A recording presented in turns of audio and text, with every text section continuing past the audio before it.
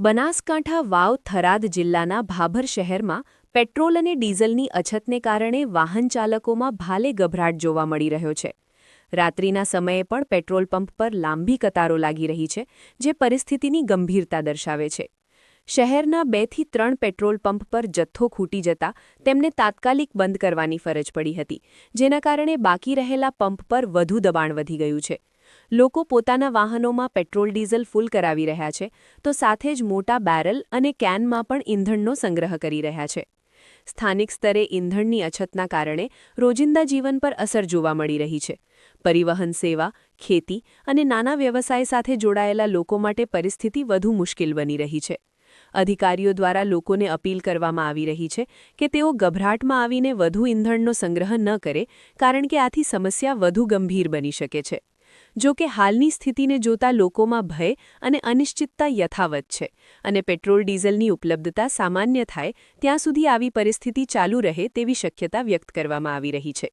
રાજ્ય સરકાર દ્વારા લોકોને અપીલ કરવામાં પણ આવી છે કે પેટ્રોલ ડીઝલ બાબતે અફવાઓથી દૂર રહે. ગુજરાતના દરેક નાગરિકોને અમે રાજ્ય સરકાર વતી ખાતરી આપવા માંગીએ છીએ કે ગુજરાત રાજ્યમાં પેટ્રોલ અને ડીઝલનો કોઈ પણ પ્રશ્ન નથી.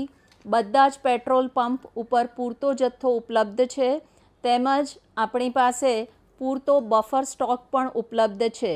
તેથી કોઈ પણ નાગરિકે બિલકુલ ગભરાવાની જરૂર નથી કે પેટ્રોલ પંપ બહાર કોઈ પણ કન્સર્નથી કોઈ પણ લાઈન લગાડવાની જરૂર નથી.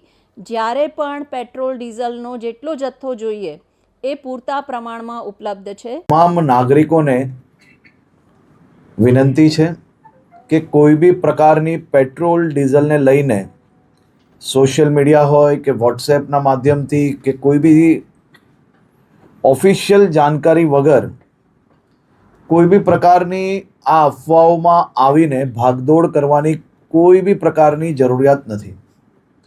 રાજ્ય સરકાર અને ખાસ કરીને કેન્દ્ર સરકાર દ્વારા આ જથ્થાઓ અને સપ્લાય માટેનું ડેલી નિરીક્ષણ થાય છે, અને રાજ્યને તમામ પેટ્રોલ પંપો પર પેટ્રોલ ડીઝલ માટે પૂરતી વ્યવસ્થાઓ પહોંચી વળે તે માટેની સંપૂર્ણ તૈયારીઓ બી છે.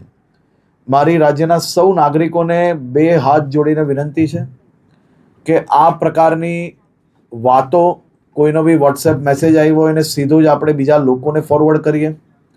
કોઈ બી પ્રકારની જાણકારી વગર, સંપૂર્ણ માહિતી વગર પોસ્ટ મૂકીને આપણે આપણી જોડે જોડે હજારો લોકોને કારણ વગરના એમનો સમય વેડફીએ અને સાથે સાથે કોઈ બી પ્રકારે શહેરમાં કે રાજ્યમાં આ પ્રકારની ખોટી માહિતીઓ ફેલાવનાર લોકો પર બી આવનારા દિવસોમાં કડક પગલાં ભરવામાં આવશે.